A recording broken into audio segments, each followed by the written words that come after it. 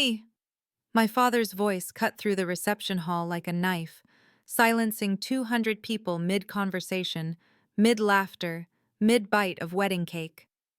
I was 28 years old, sitting at the head table in my wedding dress that I'd paid for myself, next to my new husband Michael, and my father Richard was standing at the microphone that had been passed to him for the traditional father of the bride toast, his face flushed red with expensive scotch and cheaper rage, and he was screaming at me on what was supposed to be the happiest day of my life. The crystal chandeliers of the Oak Room at the Chicago Botanical Gardens caught the late afternoon light, casting soft patterns across the tables I'd agonized over for months. The flowers I'd chosen myself because my mother said she was too busy to help with planning.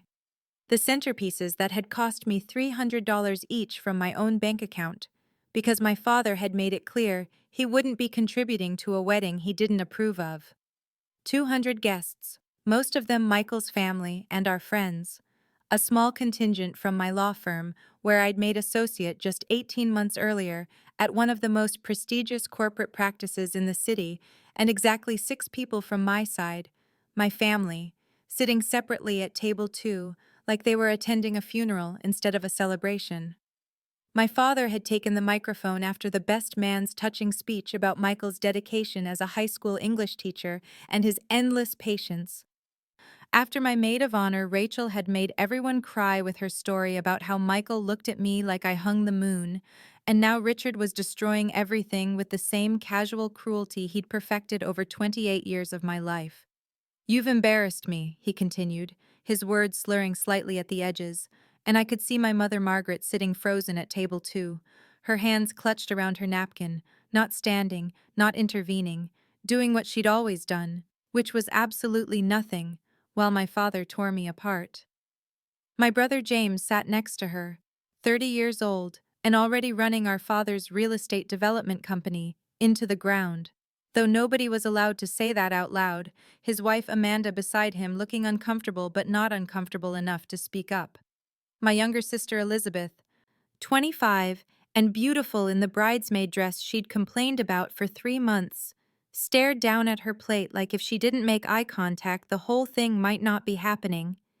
"You chose this teacher," my father spat the word like it was an insult, gesturing dismissively at Michael who had gone rigid beside me, his hand finding mine under the table and squeezing so hard I thought my wedding ring might cut into my skin. "Over your family, over your responsibilities, over everything we built."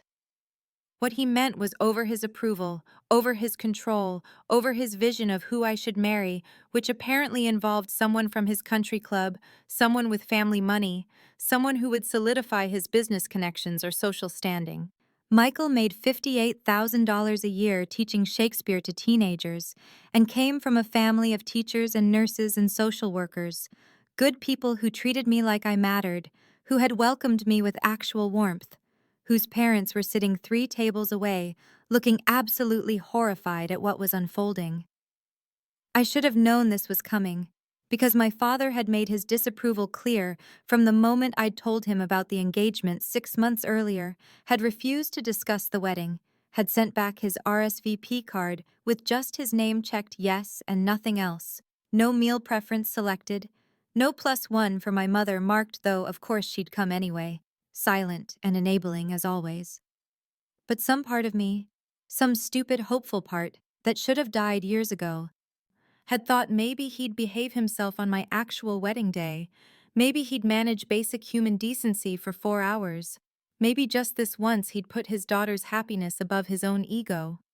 I was wrong to hope because hope had never served me well where my father was concerned, not in 28 years of being the middle child, the invisible one, the daughter who didn't quite fit into Richard's vision of what his children should be.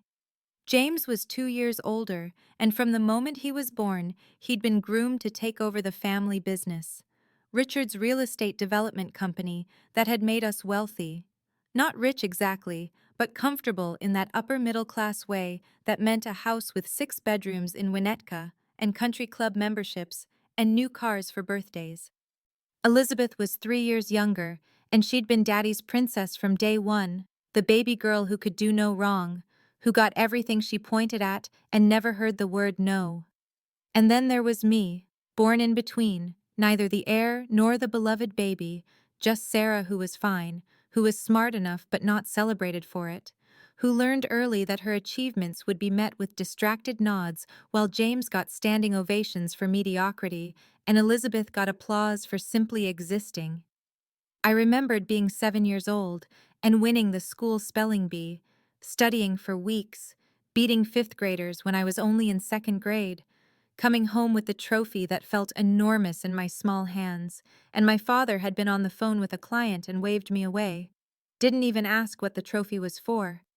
And when my mother tried to tell him later at dinner, he'd cut her off to talk about James making the soccer team, never mind that James was terrible at soccer and would spend most of the season on the bench. My 9th birthday fell on a Saturday, and my parents took James to a travel soccer tournament in Wisconsin and left me with a neighbor, forgot completely that it was my birthday until they came home Sunday night, and my mother's face went pale when she saw the date on the calendar, but my father just said, "We'll celebrate next weekend," and we never did. Fourth grade play where I had the lead role, Dorothy in The Wizard of Oz, and I'd practiced my lines for 6 weeks, was so excited I could barely sleep the night before. And both my parents missed it because Elizabeth had a dance recital the same night, and of course they went to that instead.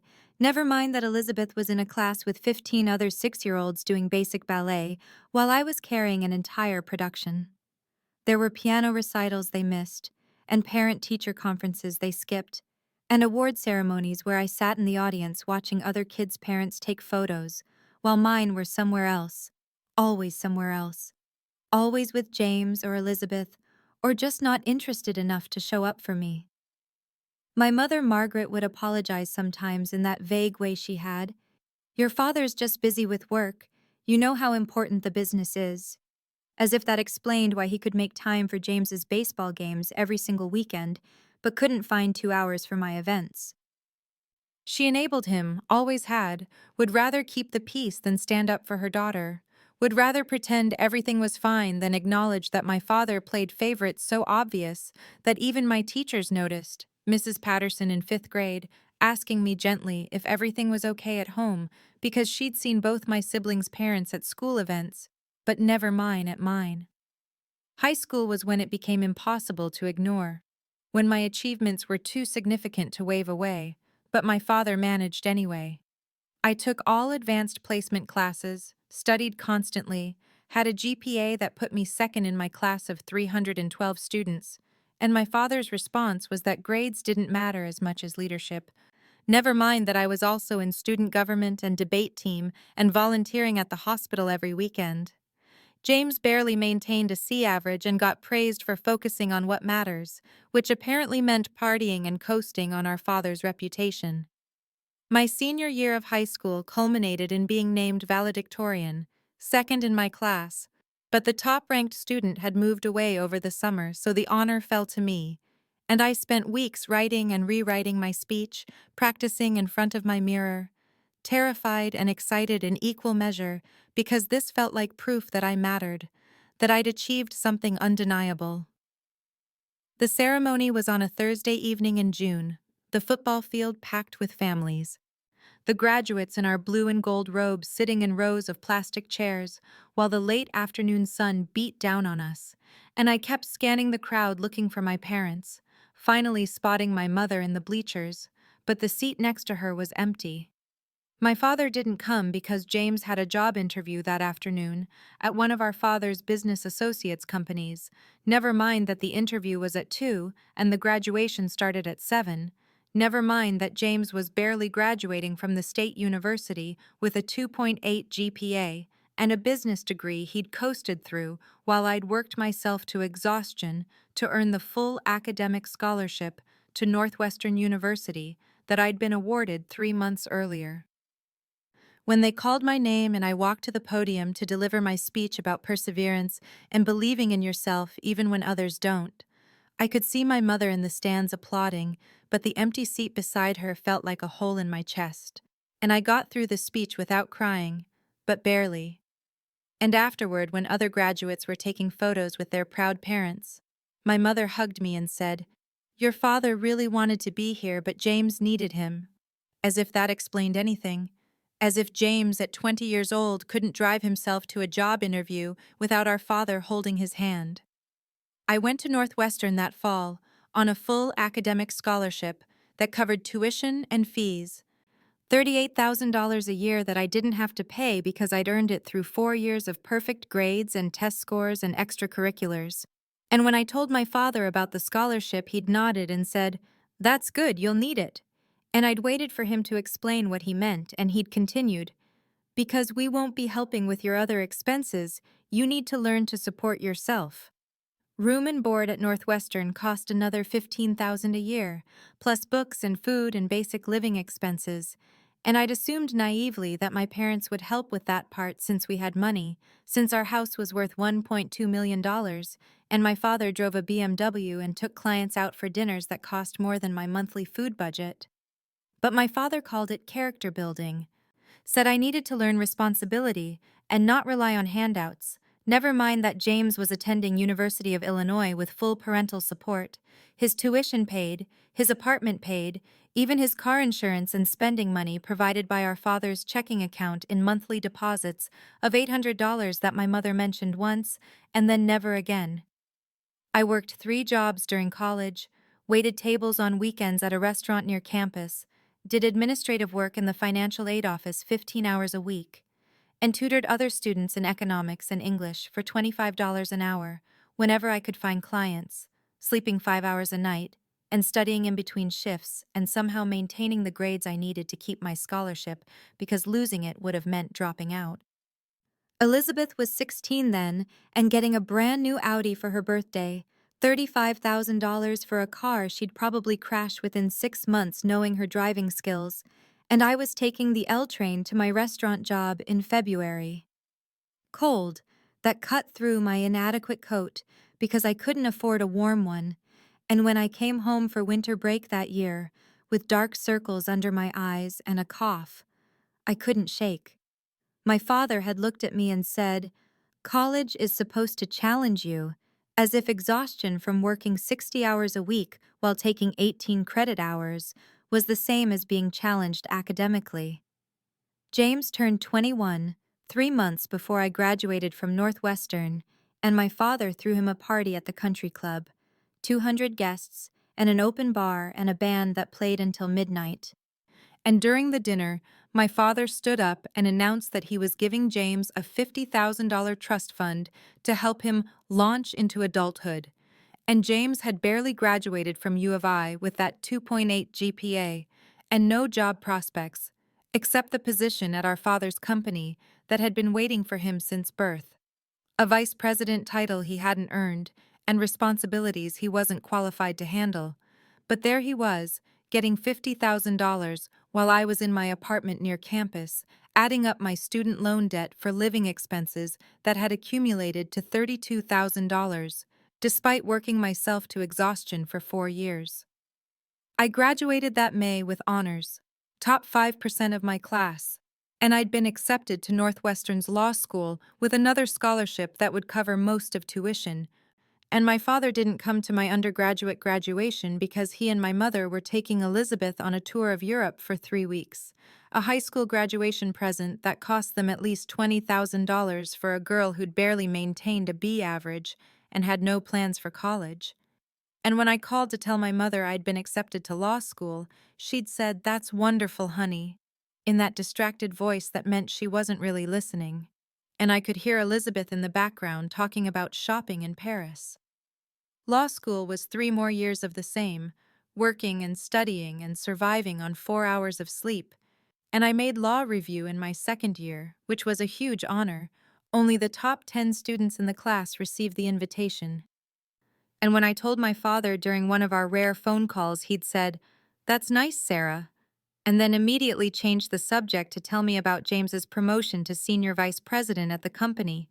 Never mind that James had been there less than 2 years and had already made several costly mistakes that I'd heard about through my mother's worried mentions of the business struggling. I met Michael during my final year of law school. He was getting his master's in education at Northwestern, and we met at a coffee shop near campus where we both spent long hours studying. and what started as casual conversation over shared tables turned into coffee dates and then dinners, and then a relationship that felt like the first honest thing in my life. Because Michael saw me, actually saw me, asked about my day and listened to the answer, celebrated my achievements without diminishing them, held me when the exhaustion and stress became too much, and he never once made me feel like I needed to be someone different or better or more acceptable. His parents were a teacher and a nurse, solidly middle class, living in a modest house in Naperville, and they were warm and welcoming, and interested in my life in a way my own parents had never been. His mother asking about my classes and my law review work, his father wanting to hear about the cases I was studying, both of them treating me like I mattered, like my presence was valued, and I found myself spending holidays with them instead of going home to Winnetka, where I'd be ignored anyway. I graduated from law school third in my class and passed the bar exam on my first attempt and landed an associate position at Kirkland & Ellis, one of the most prestigious corporate law firms in Chicago, with a starting salary of $180,000. That felt like an impossible amount of money after years of scraping by on minimum wage jobs and student loans, and I called my parents to share the news, my heart still holding on to that foolish hope that maybe this achievement would finally be enough, that maybe a job at Kirkland & Ellis would earn my father's approval, and his response after I told him about the position and the salary was silence for a long moment, and then, "That's nice, Sarah, but James is taking over the company. I'm making him CEO next year." As if my accomplishment meant nothing compared to James's unearned promotion. As if 6 years of law school and being in the top of my class and landing a job that thousands of lawyers would kill for was less important than his mediocre son getting a title handed to him through pure nepotism. Michael proposed on a Saturday evening in October, 14 months after I'd started at Kirkland & Ellis, taking me to the lakefront, where we'd had one of our first dates, and getting down on one knee as the sun set over Lake Michigan, and the ring was simple and beautiful, a single diamond on a platinum band that he'd saved for months to buy. And when he asked me to marry him, I said yes without hesitation, because he was the only person in my life who'd ever made me feel truly valued, who celebrated my successes without resentment, who held me when I cried about my family and never once suggested that maybe I was the problem. But even in that perfect moment, I felt the shadow of my father's inevitable disapproval, because Michael was a high school teacher earning $58,000 a year teaching English at a public school in Evanston, and I knew without asking that my father would see that salary and that profession and deem Michael unworthy, would see a high school teacher as beneath his corporate lawyer daughter, never mind that Michael had a master's degree from Northwestern and was brilliant and kind and loved me in a way my father had never been capable of loving anyone. I kept the engagement quiet for 2 months, telling friends and Michael's family, but avoiding the conversation with my own parents, making excuses to Michael about waiting for the right time when really I was just delaying the inevitable rejection. And finally in December, I couldn't put it off any longer, and I called my mother and asked if Michael and I could come to dinner to share some news. We drove to Winnetka on a Sunday afternoon, my engagement ring in my purse because I'd been too anxious to wear it, and I sat at the dining room table where I'd spent so many miserable holiday meals feeling invisible, and I told my parents that Michael had proposed and we were getting married in June. My father's face hardened immediately, his fork stopping halfway to his mouth, and he put it down carefully and looked at me and said, "You're throwing away your potential," as if marrying someone I loved was some kind of career suicide. And my mother glanced at him nervously, but said nothing, and James and Elizabeth, who were also there for Sunday dinner, shifted uncomfortably in their seats, but didn't speak. I'd expected disapproval, but the bluntness of it still felt like a slap, and I asked him what he meant, and he said, "You're a corporate attorney at one of the best firms in Chicago. You should be marrying someone at your level, someone with ambition, not a high school teacher." And the way he said, "high school teacher," made it sound like Michael cleaned sewers for a living, his contempt dripping from every word. Michael sat beside me, and I felt him tense, and I put my hand on his leg under the table and said, Michael has ambition. He's making a difference in kids' lives every day. And my father laughed, actually laughed, and said, He's a glorified babysitter making $50,000 a year, Sarah. You can do better than that. And I corrected him that Michael made $58,000, and my father waved his hand dismissively, as if $10,000 proved his point rather than undermined it. He leaned forward and looked at me with an expression that might have been concern if I hadn't known him better and said, You need to reconsider this. He's not suitable for you. He can't provide the kind of life you deserve. As if money was the only measure of suitability, as if Michael's kindness and intelligence and love meant nothing compared to his bank account. And I felt 25 years of dismissed achievements and ignored accomplishments crystallize into anger, and I said, Michael is exactly what I deserve. He's everything you've never been. And my father's face went red, and he stood up from the table and said, If you marry him, you're making the biggest mistake of your life. And I stood too and said, The biggest mistake of my life was spending 25 years trying to earn your approval. And he stared at me and then turned and walked out of the dining room, and I heard his office door slam down the hall. My mother followed him down the hall and returned 10 minutes later with red eyes and said, Your father is very hurt, Sarah, as if I was the one who'd just insulted my fiancé's career and livelihood. And Michael and I left shortly after because there was nothing more to say, and during the drive back to Chicago, Michael was quiet and I could see his jaw clenched, and finally he said, I'm sorry. And I said, For what? You didn't do anything wrong. And he said, For not being what your father wants. And I pulled the car over on the side of the Edens Expressway and turned to him and said, You are everything I want, everything I need. And if my father can't see that, then that's his failure, not yours. And I meant every word. The next 3 months passed with no communication from my father. He refused to discuss the wedding or acknowledge it in any way. And my mother called occasionally with updates about nothing important, but never mentioned the engagement or asked about wedding plans. And James sent a brief text saying, Congrats, I guess, which was about as enthusiastic as he got about anything that wasn't directly beneficial to him.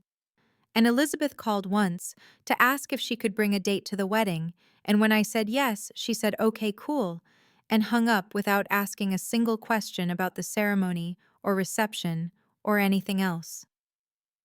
Michael and I planned everything ourselves with help from his parents, who were excited and supportive and actually interested in the details.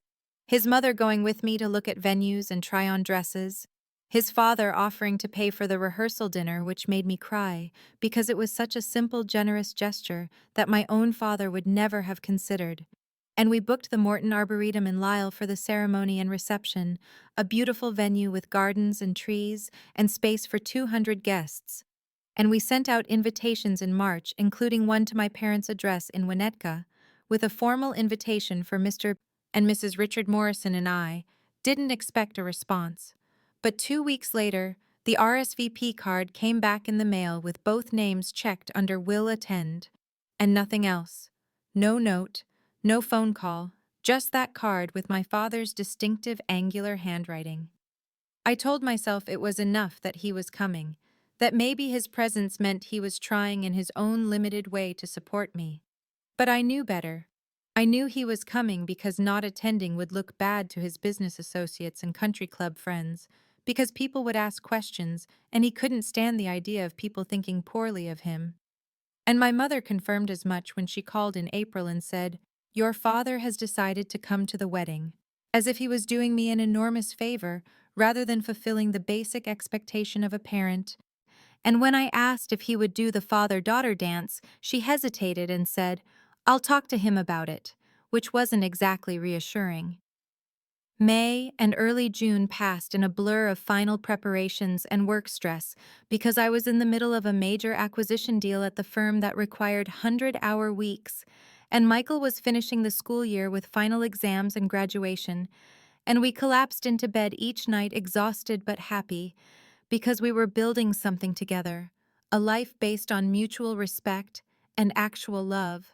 And when my mother called 2 weeks before the wedding to ask what my father should say in his toast, I realized I'd been so focused on everything else that I hadn't even thought about the traditional father of the bride speech.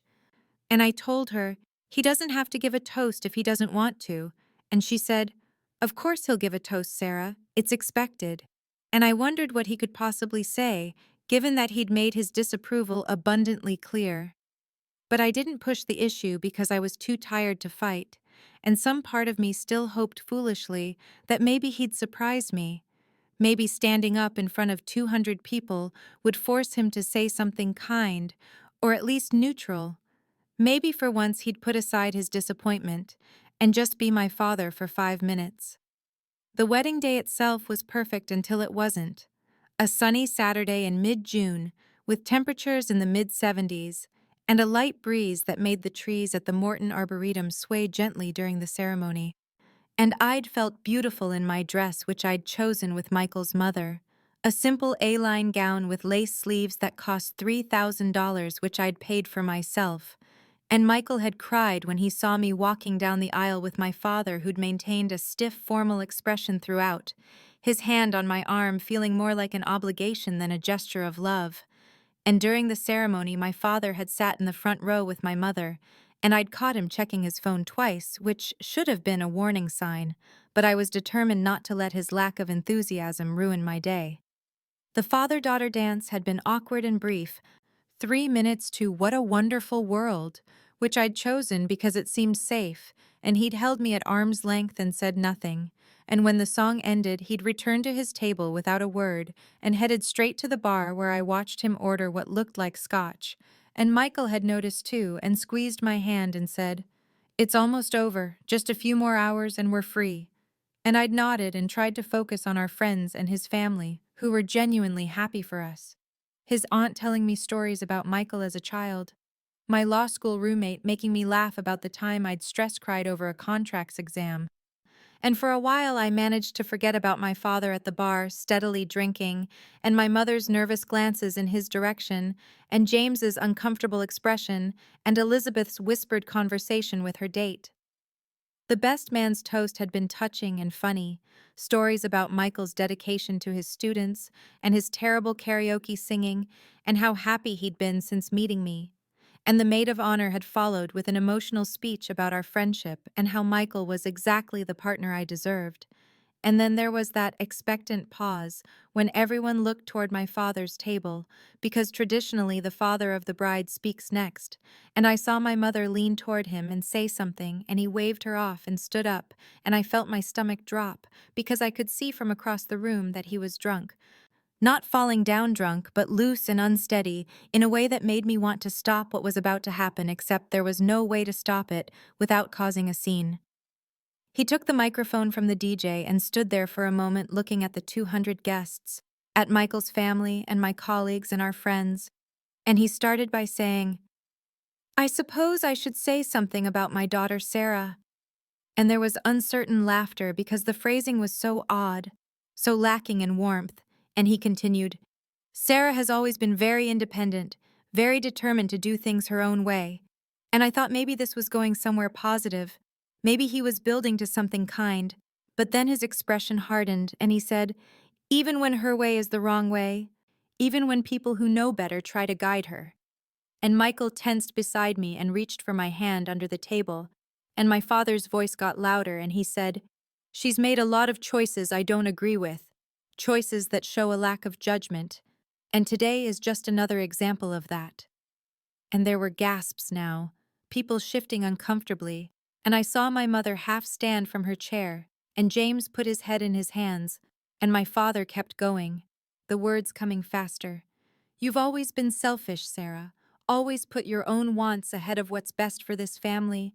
You've embarrassed us with your choices and your stubbornness." And I couldn't breathe, couldn't move. 200 people staring as my father used my wedding reception as a platform to catalog my failures. And then he shouted it, his face red and his hand gripping the microphone. "You ruined this family." And the silence that followed was absolute and terrible. And he wasn't done. He continued, "You broke us apart with your independence and your need to reject everything we stand for. marrying this man who can't provide for you, who teaches children for $50,000 a year. And Michael stood up then and said, "That's enough." But my father turned on him and said, "You don't get to tell me when it's enough. You're not family, you'll never be good enough for her, even though she's thrown herself away on you." And finally, venue security was moving toward him, because guests were standing now, and Michael's father was heading toward my father, and the DJ was trying to take the microphone back, and my father let them lead him toward the exit, still talking, still listing my failures, and my mother followed without looking at me, without saying she was sorry, without doing anything to suggest she thought what had just happened was wrong. And I sat at the head table in my $3,000 dress that I'd paid for myself and looked at 200 faces looking back at me with pity and shock. And I felt something inside me break cleanly, like a bone snapping. And Michael's parents rushed over, and his mother was crying and apologizing as if this was somehow their fault. And Michael wrapped his arms around me, and I couldn't cry because I was beyond crying. I was in some place past humiliation, where everything felt distant and unreal. And I looked across the room at James and Elizabeth still sitting at their table, and they looked back at me and said nothing, did nothing, didn't stand up to defend me or denounce what our father had just done. And I knew in that moment that I was alone in my family, in a way I'd always suspected, but never had confirmed so publicly and so completely. The DJ eventually got the music going again, and some of Michael's relatives tried to resurrect the celebratory atmosphere by filling the dance floor. But the energy was gone, sucked out of the room by my father's performance, and people kept glancing at me with those awful sympathetic expressions that made me want to disappear. And Michael leaned close and whispered, "We can leave whenever you want. Just say the word."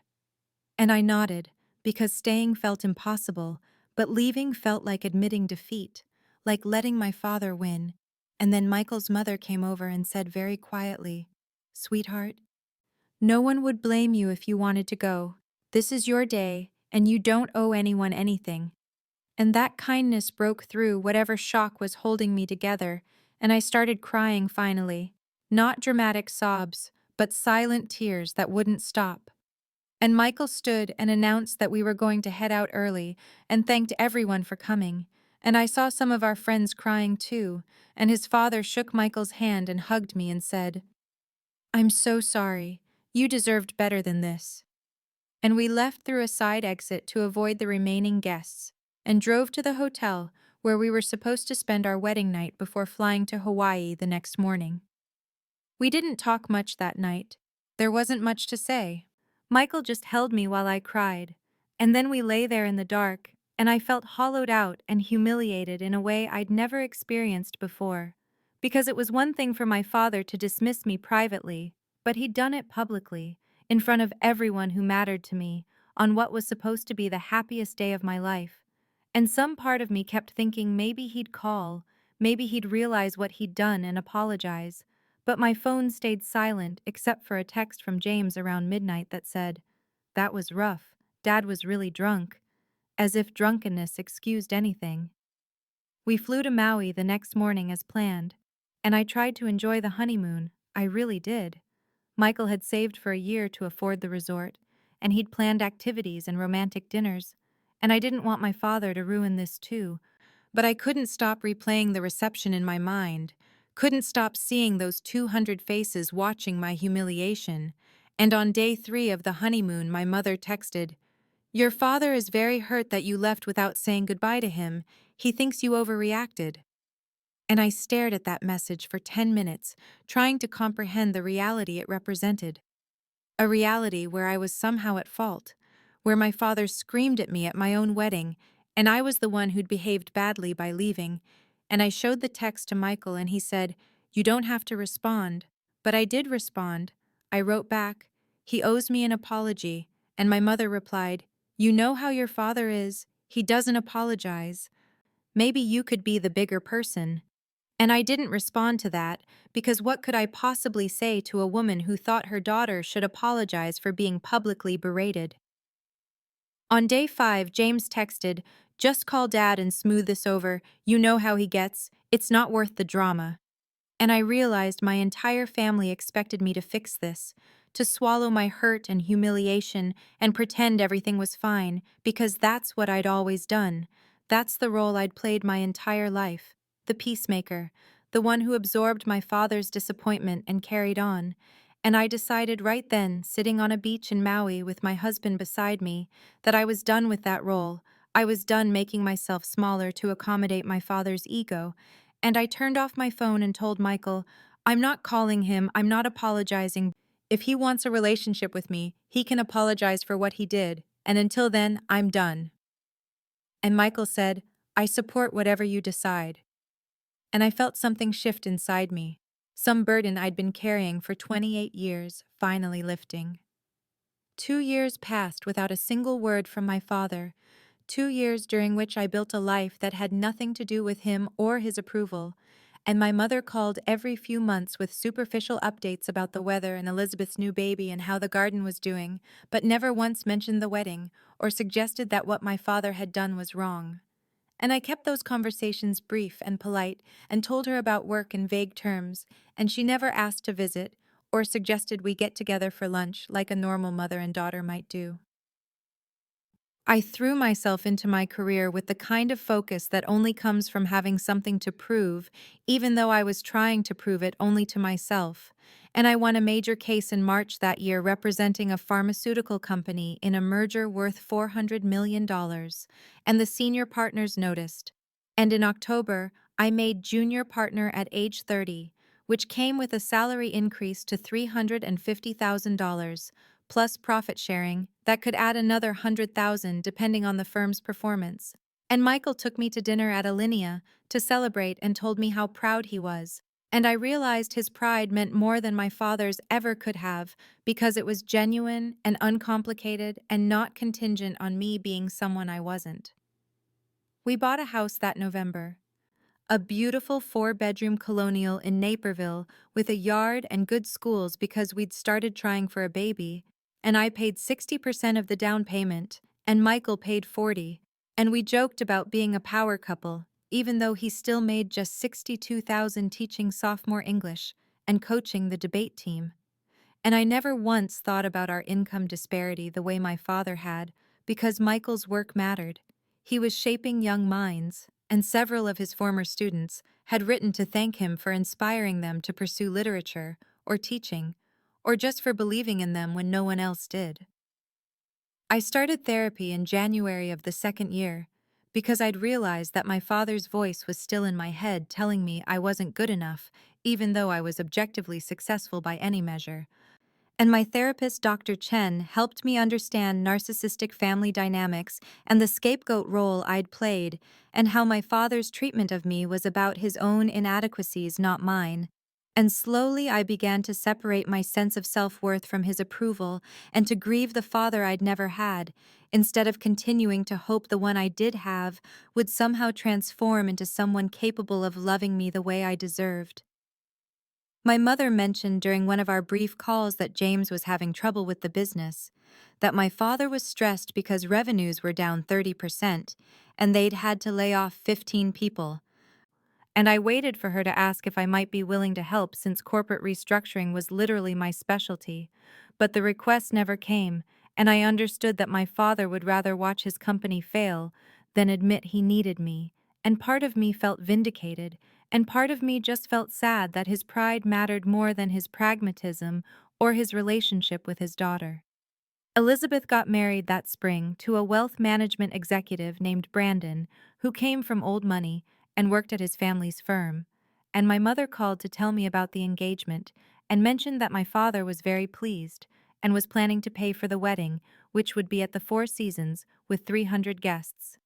And later, I found out he'd spent $200,000 on Elizabeth's wedding, compared to the $45,000 Michael and I had spent on ours, which we'd paid for ourselves. And the math was so stark and so painful that I had to sit with it for days, processing what it meant that my father would spend that kind of money celebrating Elizabeth's marriage to someone he approved of while having actively tried to destroy my marriage to someone he didn't. And Dr. Chen helped me see that this wasn't about me or Michael or even about Elizabeth, but about my father's need for control and his inability to value anything that didn't reflect his own choices and priorities. The call came at 6:15 on a Tuesday morning in late September, my phone vibrating on the nightstand and pulling me from sleep. And I saw Mom on the screen and knew immediately that something was wrong because my mother never called before 9 o'clock, and certainly never on a weekday when she knew I had to be at the office by 7:30. And I answered with my heart already racing and heard her voice tight and frightened saying, "Your father had a heart attack. He's at Northwestern Memorial. They're running tests, but the doctor said it's serious." And I sat up in bed trying to process this information while Michael stirred beside me and asked what was wrong. I told him, and he was fully awake, immediately asking if I wanted to go to the hospital. And I realized I didn't know what I wanted. Didn't know if I even should go after 2 years of silence, during which my father had never once reached out or apologized or acknowledged what he'd done at my wedding. And Michael saw me hesitating and said, "Whatever you decide, I support you. There's no wrong answer here." And I appreciated that he wasn't pushing me towards some false reconciliation out of obligation or social expectation. And after sitting there for 5 minutes, I called my mother back and said I'd come, but I needed to stop at home first to change and would be there by 9.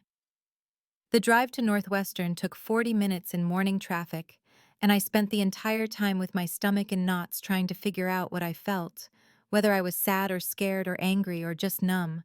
And I kept thinking about how strange it was that a phone call could instantly transport you back into family dynamics you'd worked so hard to escape, could make you feel like that dismissed daughter again, instead of the successful attorney and wife and woman you'd become. I found my mother in the cardiac ICU waiting room, along with James and Elizabeth and her husband Brandon.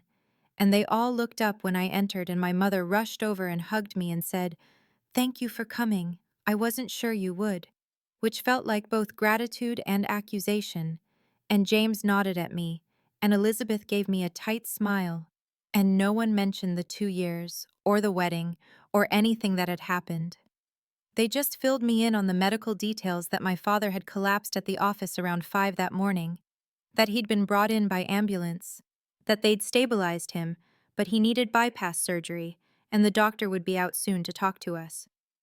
The doctor arrived 20 minutes later and explained that my father had experienced a severe myocardial infarction, that 2 of his arteries were 90% blocked, that surgery was scheduled for that afternoon, and the prognosis was good, but there were always risks with cardiac procedures, especially for a man of 62 who had hypertension and high cholesterol. And my mother signed consent forms with shaking hands and asked if we could see him, and the doctor said briefly, "One at a time." My mother went first, and then James, and then Elizabeth. And when it was my turn, I walked into the room and saw my father in the hospital bed, looking smaller than I remembered, and pale and connected to machines that beeped and hummed. And his eyes were closed, and I thought he was sleeping. But then he opened them and looked at me and said nothing, and I said nothing, and we just stared at each other for 30 seconds before a nurse came in to check his vitals and told me I needed to leave so they could prep him for surgery. Back in the waiting room, my mother said, "He'll be in surgery for 4 to 6 hours. You don't have to stay if you have to get back to work." And I heard in her voice the expectation that I would leave, that I wouldn't prioritize being there. And I thought about all the times my father hadn't prioritized being there for me, and felt the old anger rising, but pushed it down and said, "I'll stay until he's out of surgery and stable, then I need to get back." And my mother looked relieved, and Elizabeth said, "Can't you just let it go, Sarah? He almost died." And I turned to her and said very calmly, "I'm here, aren't I? That's more than he deserved after what he did." And she looked away, and James said, "This isn't the time for that conversation." And I realized they'd all rewritten history in their minds, had somehow made me the villain for maintaining boundaries, instead of my father the villain for what he'd done. And I sat down in one of the uncomfortable waiting room chairs and texted Michael that it would be a long day and settled in to wait. My father came through the surgery and spent 3 days in the cardiac ICU recovering, while I visited twice daily for exactly 30 minutes each time, maintaining the kind of polite emotional distance you'd keep with a colleague you didn't particularly like. And on the third day, when I arrived for my afternoon visit, the nurse told me he was awake and alert and had been asking for me specifically, which surprised me because in 30 years, he'd never specifically asked for me for anything, and I felt my stomach tighten with something between hope and dread as I walked into his room and found him propped up in bed looking weak but lucid, with various monitors still beeping around him. He gestured to the chair beside his bed and said, "Sit down, Sarah, I want to talk to you." And I sat but kept my purse on my lap like I might need to leave quickly.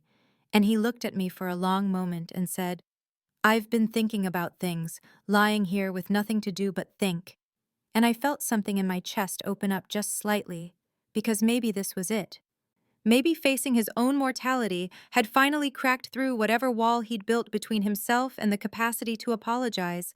And I waited with my heart beating faster, and he said, "I want you to help James with the company." The words hit me like cold water, and I actually laughed, a short bitter sound that made him frown, and I said, "Excuse me?" And he continued as if he hadn't heard the edge in my voice, explaining that the company was in serious trouble, that revenues were down 40% year over year, that they were facing potential bankruptcy, that James had tried his best but didn't have the expertise to handle the kind of corporate restructuring they needed, and, "You're good at this corporate stuff. You could probably fix it in a few months, and it's still the family business. It should stay in the family." I sat there staring at him, unable to process that this was why he'd asked to see me alone. Not to apologize for the wedding or the years of dismissal or the 2 years of silence, but to ask for my professional help saving the company he'd always made clear was James's inheritance, not mine. And I said slowly, "You want my help now?" And he nodded and said, "Family helps family, Sarah. And despite everything, you're still my daughter, and this is still your family's legacy." The sheer audacity of it took my breath away, and I felt 2 years of carefully maintained boundaries and hard-won emotional growth crystallizing into something sharp and clear, and I said, "You didn't want my help when I made junior partner. You didn't want my help when I bought my house. You didn't want my help or my presence or my opinion about anything for 30 years. But now that you need something, suddenly I'm family?" And he had the nerve to look confused, like he genuinely didn't understand what I was upset about, and he said, "You're being dramatic. I always considered you family. You're the one who cut us off after the wedding." And I actually stood up then, because I couldn't sit still with the rage coursing through me. I cataloged it all for him in a voice that shook but didn't break. Every missed recital and forgotten birthday and dismissive comment. The $50,000 James got that I never saw. The $200,000 wedding for Elizabeth while he tried to sabotage mine. The toast at Thanksgiving where he forgot I existed. The wedding speech where he told 200 people I'd ruined the family, and he listened with increasing irritation and finally interrupted me saying, "You're too sensitive. You always have been. I pushed you because you were strong enough to take it, and look how you turned out. You're successful. You should be thanking me." And I realized standing there that he would never understand, that he was fundamentally incapable of seeing me as someone he'd hurt rather than someone he'd strategically toughened up, and I said, "I'm leaving now and I won't be coming back," and walked out while he called after me that I was being unreasonable. I found my mother and James and Elizabeth in the waiting room and told them I was going home to Chicago and wouldn't be returning, and my mother said, "But he's your father. He almost died." And I said, "He's been dead to me for 2 years. This doesn't change anything." And James said, "He just wants your help with the company. Is that really too much to ask?" And I looked at my brother who'd inherited everything and squandered it, and now wanted me to fix his failures, and I said, "Yes, it is, because he's never once helped me with anything that mattered." And I walked out of that hospital and drove 3 hours home and told Michael everything and cried for the first time since the phone call had come. Not because my father had almost died, but because I'd finally accepted that the father I'd wanted had never existed and never would. 3 years passed like a long exhale after holding your breath for decades. And I found myself at 33 standing in a place I'd never imagined possible when I was that dismissed daughter, or that humiliated bride, or even that angry woman walking out of a hospital. I made full partner at the firm 6 months after my father's heart attack, the youngest person in the company's 40-year history to achieve that position, and my compensation package included a base salary of $580,000 plus profit sharing that pushed my total earnings well over $700,000 in a good year, and I'd had 3 good years in a row. Michael and I bought a house in Oak Park with 4 bedrooms and a yard where our daughter Emma could play. And Emma had just turned 2 and was the kind of joyful, chaotic toddler who laughed at everything and turned grocery shopping into an adventure. And every single day I looked at her and thought about how I was determined to be everything my father hadn't been, present and proud and vocal about my love. The contact with my family during those 3 years had been minimal and carefully controlled, birthday cards sent dutifully and received with equal formality, and my mother called every few months with updates I hadn't asked for about people I'd stopped considering family in any meaningful sense. I learned through these calls that the company had finally collapsed completely 18 months after my father's heart attack, forced into bankruptcy, and sold off in pieces to various competitors, and my parents had to sell the house I'd grown up in and downsize to a 2-bedroom condo in a suburb they'd once dismissed as beneath them. And I felt neither satisfaction nor sympathy at this news, just a distant sort of acknowledgement that consequences existed even for men like my father. My mother mentioned that my father's health continued to decline, a second heart attack, 8 months after the first, diabetes that he managed poorly, high blood pressure that medication couldn't quite control, and she said it with the tone of someone hoping I'd offer to visit or reconcile, or do something to fix the distance between us. But I never took that bait because I'd learned through 3 years of intensive therapy that I didn't owe anyone access to my peace. The therapy had been transformative in ways I was still discovering, helping me understand narcissistic family dynamics and scapegoat roles, and the specific kind of damage that comes from being the capable child who's punished for their capability. And my therapist had helped me see that I'd spent 30 years trying to earn love from someone constitutionally incapable of giving it while watching him freely give it to people who'd done nothing to earn it, and that the problem had never been my worthiness, but his inability to see it. My mother started calling more frequently around the time Emma turned 2, asking when she could see her granddaughter in person, suggesting visits or offering to come to Chicago, and I'd established a boundary that felt right to me, which was supervised video calls twice a month, where Emma could wave at the screen and my parents could see she existed and was loved. And my father would appear in these calls looking older and smaller and grayer, but still never apologizing, still expecting that access to Emma was his right, rather than a privilege he'd never earned.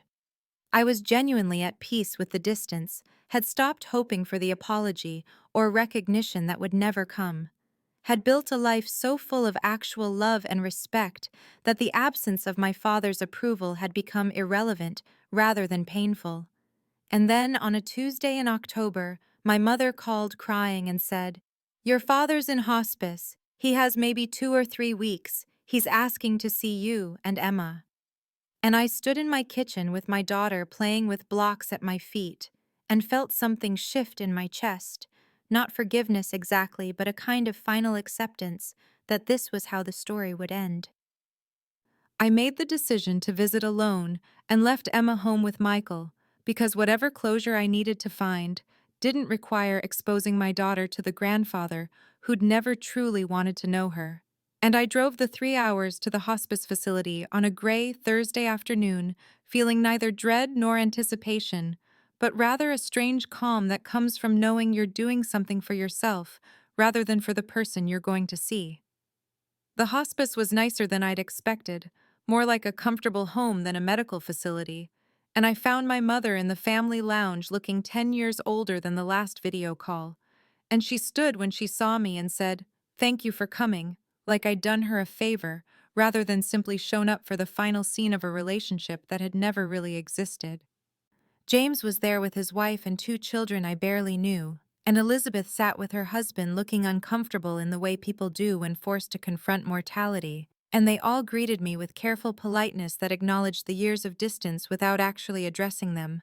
And my mother said, "He's sleeping now, but he's been asking for you. He'll be so glad you're here."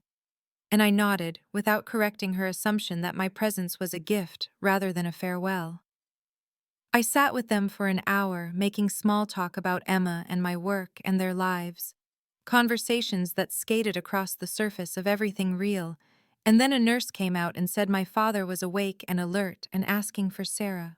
And I walked down the hall to his room alone and found him propped up in a hospital bed, looking like a fragile version of the man who'd screamed at my wedding. All the bulk and presence diminished to bone and papery skin, and eyes that still held that familiar sharpness, even as his body failed. He saw me and said, "You came." And I moved to the chair beside his bed and said, "I'm here." Because that was the only truth I could offer. Not that I'd come out of love or duty, but simply that I'd arrived. And he looked at me for a long moment and said, "I wasn't always fair to you."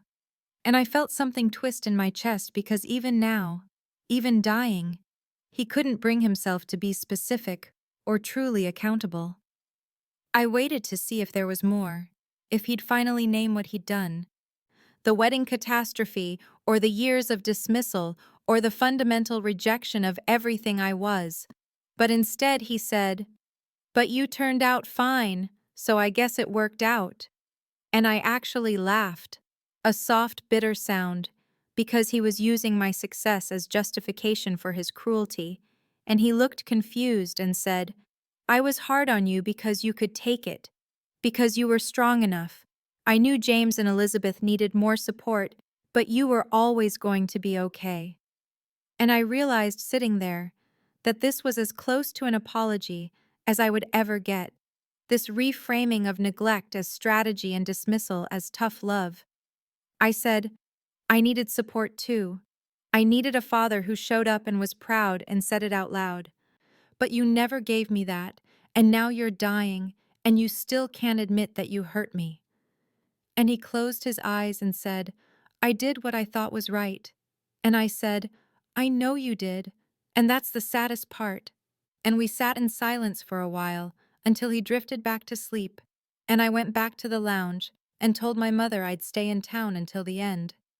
He died 2 days later, with all of us present, drifting away in the early morning, while I sat in the corner of his room watching my mother hold his hand, and I felt a complex tangle of emotions that my therapist had helped me understand didn't need to be resolved into something simple, that I could feel grief and relief and anger and peace all at once.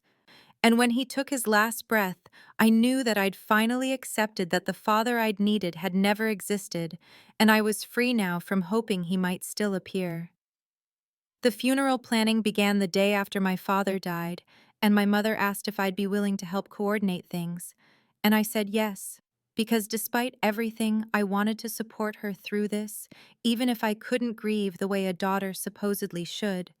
And we sat in her small condo, going through contact lists and selecting flowers and choosing music while James handled the financial arrangements and Elizabeth organized the reception. And it felt surreal to be planning a celebration of a man's life, when I'd spent most of mine being excluded from his love.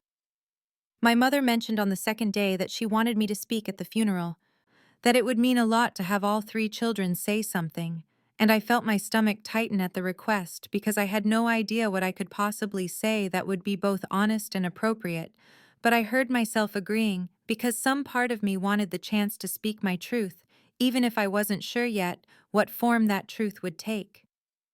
On the third day, my mother asked me to help her go through my father's papers in his home office, the files and documents that would need to be sorted for the estate attorney. And I sat on the floor of that small room surrounded by boxes while my mother handed me folders, and we made piles of what to keep and what to shred. I found the will in a locked drawer that my mother opened with a key from my father's desk, and I saw my mother's face change as I pulled out the document. A flash of something that looked like shame, or perhaps resignation, and she said, "You should probably read that," with a tone that told me I wouldn't like what I found. I read through the will slowly, my father's final accounting of who mattered and how much, and I saw that the bulk of his remaining estate would be divided between James and Elizabeth, with James receiving $150,000 and Elizabeth receiving $100,000, while I was left exactly $10,000. And the condo would go to my mother with the provision that upon her death it would pass to James. And even in death my father had found a way to rank us and make clear who'd earned his love.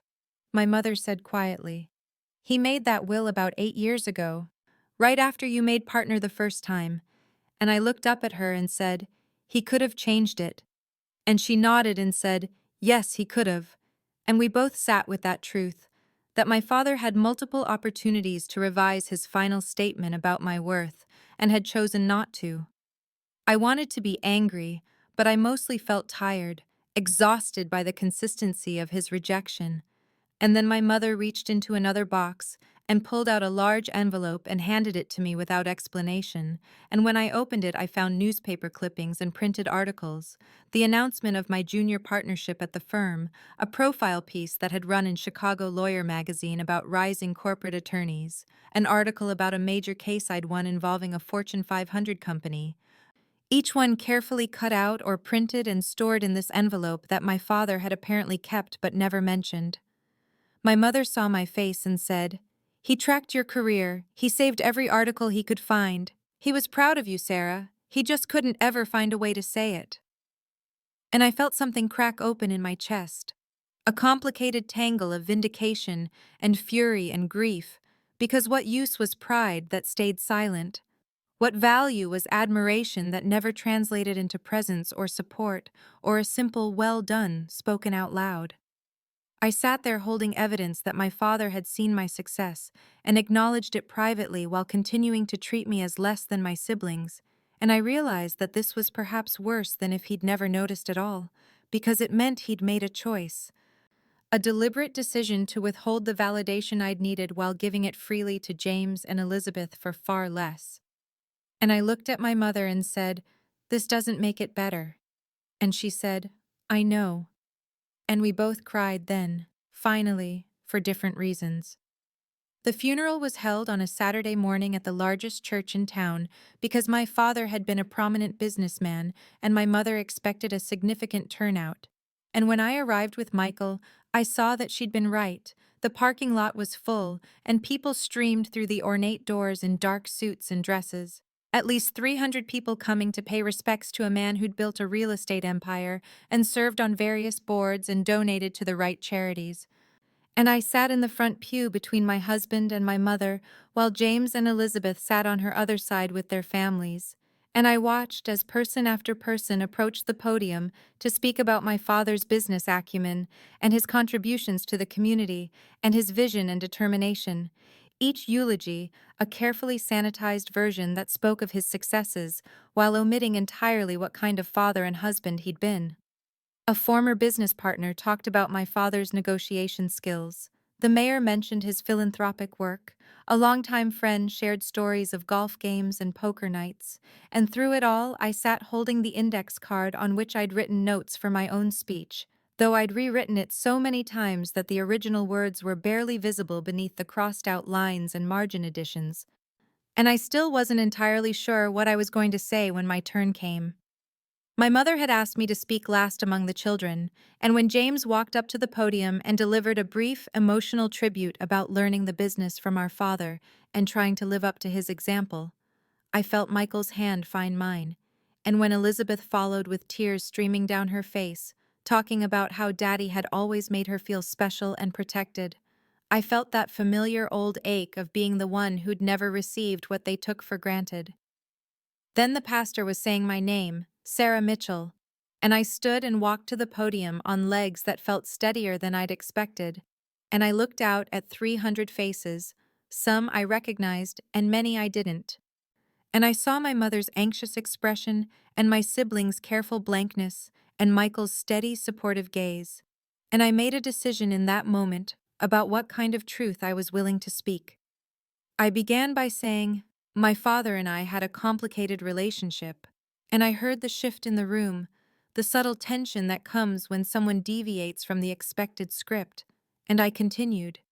He was a man who knew how to build a business and make money and command a room, but he struggled to show love to a daughter who didn't fit his expectations.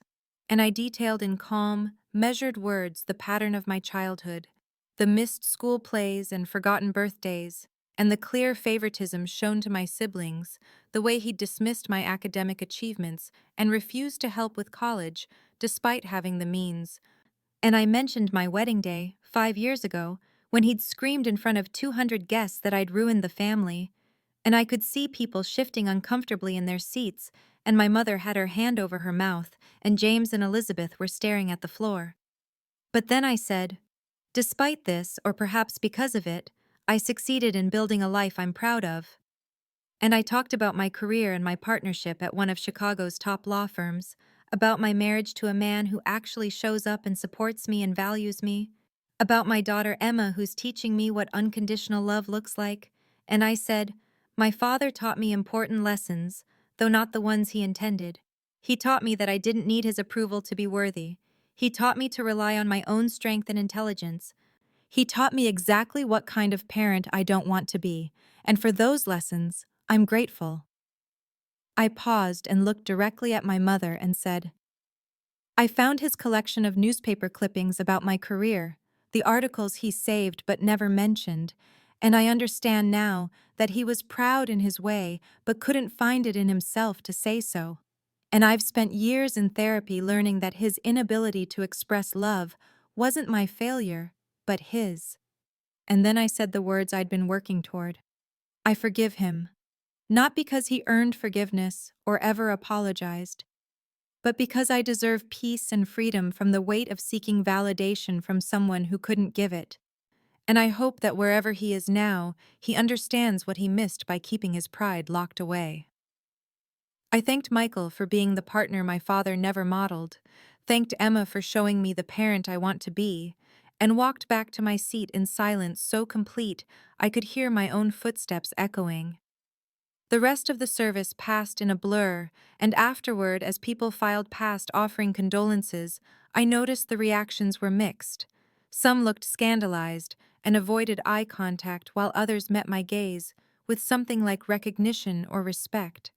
And an older woman I vaguely remembered as a distant cousin took my hand and said quietly, "Thank you for your honesty. Your father was a difficult man, and you weren't the only one he hurt." And over the next hour, as we stood in the church hall during the reception, 3 more people approached with similar sentiments, sharing their own stories of my father's harshness or casual cruelty, and I realized that his carefully constructed image had always been more fragile than I'd thought. James and Elizabeth avoided me entirely, staying on the opposite side of the room with their families, and my mother approached late in the reception with red eyes and said, "That was brave what you said." And I waited to see if there was more, and she added, "I should have protected you better. I should have said something when he treated you that way, and I'm sorry I didn't." And it wasn't everything, but it was something, more than my father had ever managed, and I hugged her and said, "Thank you." Michael and I left before the reception ended, driving back to Chicago with Emma sleeping in her car seat. And somewhere on the highway, as the sun set behind us, and my daughter made soft sleeping sounds, and my husband hummed along to the radio, I felt something release in my chest, a tension I'd carried so long I'd forgotten it was there.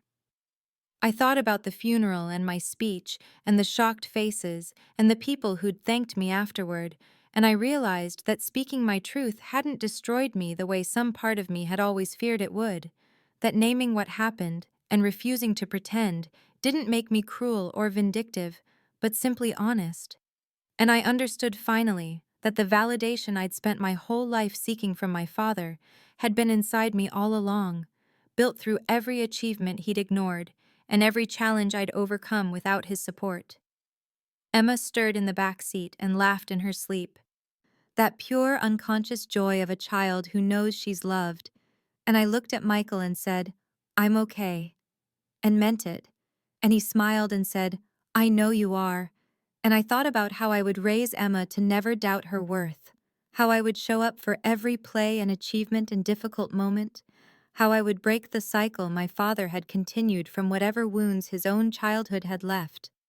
The city lights appeared on the horizon, and I thought about Monday morning and returning to work and the life I'd built without my father's approval or support. The partnership and the salary and the respect of my colleagues, all of it earned through my own intelligence and determination. And I thought about my marriage and my daughter, and the therapy that had helped me understand that being the scapegoat wasn't my fault. And I felt something I'd rarely experienced in my father's presence. I felt enough, complete, worthy exactly as I was. And I carried that feeling home with me into the life I'd created, the family I'd chosen, the peace I'd finally claimed.